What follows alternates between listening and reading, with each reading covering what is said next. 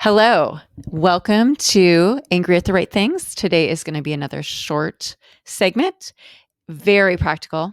This is going to be on how we can heal ourselves by releasing anger and feelings of hatred out of our body.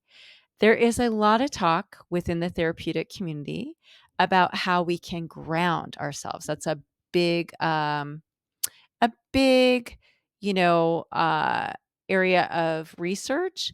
And we talk about things like meditation, going outdoors, grounding through our senses by like holding a hot mug of tea or listening to music or talking to a friend, all those kind of things. Those are not bad things.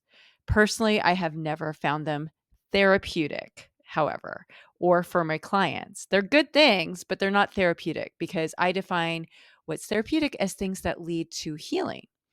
But you know what is so therapeutic and so truly grounding for humans is how we can put our feelings and thoughts into words. Because for humans, words are so grounding. Words are the most grounding thing there is. And when we express our feelings and our thoughts into words, we are grounded and we are releasing those feelings that would hang out and be stagnant inside our bodies. We're releasing them, we're expressing them, we're externalizing them out of our bodies into the ether. So those feelings don't make us sick. So that is extremely therapeutic. So let's talk about how to do that. I have three simple ways that I have found as a human and as a therapist that are very, very effective. The first one is writing a fantasy letter. So we can write a fantasy letter and express all of our feelings out of our bodies. It is a fantasy, so we go crazy. We express everything. It is raw and unfiltered. It's lovely for us. And I want to encourage you, if you are doing this, check out a really fantastic resource, which is called the Soul Words List. So I have a printout here if you're watching this video. The Soul Words List is called a Feeling Words List, and it is by two therapists I love who really helped train me as an up and coming intern. And they are Kay and Mylan Yurkovich, and they have a great free resource, this word list, on their website, which is called howwelove.com. So go ahead and download that onto your phone or print it out like I have here. It has about 80 different feeling words on it.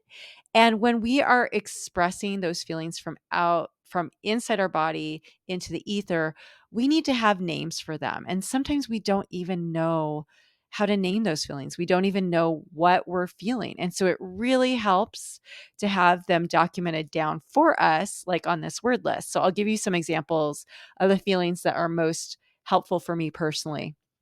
They have feelings down here like betrayed, duped, misled, fooled, baffled, mystified, bewildered, feelings like mortified, ashamed, exposed, feelings like unimportant, invisible, overlooked, and then despised, mocked, belittled, detested, shamed. So, those are feelings that are really important to have words for so we can ground ourselves and release them out of our bodies. So, I just want to encourage you to use that. And then document everything that comes to mind with this person that you're writing the fantasy letter to. Document the pattern of behavior that you have experienced with them and give yourself like a good few days to write this over time because most likely more examples and memories are going to come to mind over the next few days after you start this fantasy letter. Um, Go ahead and to make it really therapeutic, share your fantasy letter with a safe person who will validate. And that is the definition of a safe person, someone who's just going to hear you and validate your experience. And then for full effect of therapeutic value, edit your fantasy letter to make it a letter of accountability that you share with the person you're writing, the perpetrator. Send it to the perpetrator if you can. It is an act of setting the record straight. It is just a true reflection of your experience of them. And the goal here is not revenge, it's accountability. Let them know that you are not open to reading anything should they respond, that whatever they respond with will be deleted and not read by you, that this is a final unilateral piece of communication.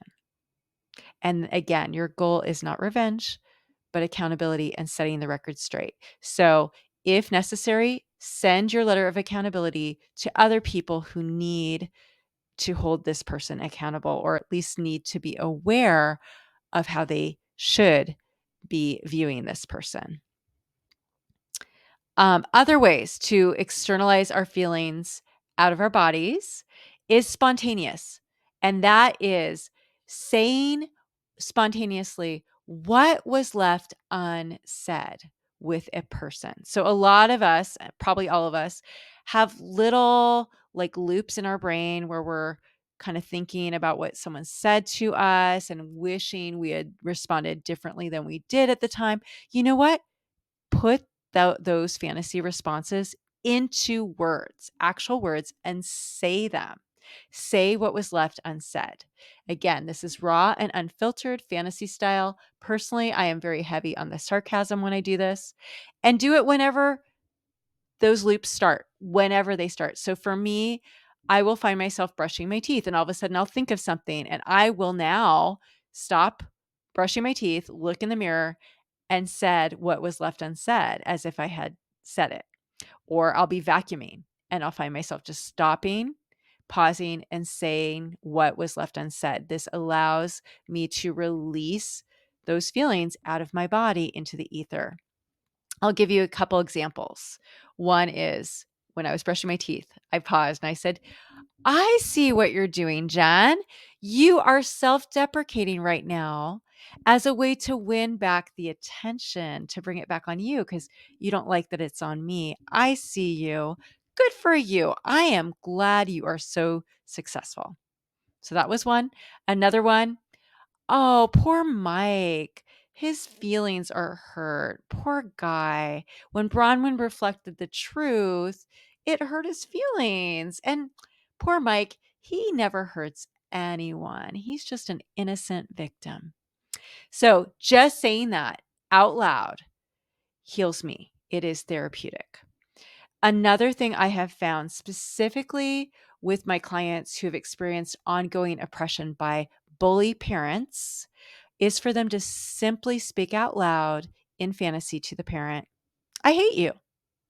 The goal here, again, is not going to hurt the parent because the parent doesn't know this is being said, but to heal the adult child by externalizing those feelings of hatred out of his body into the ether.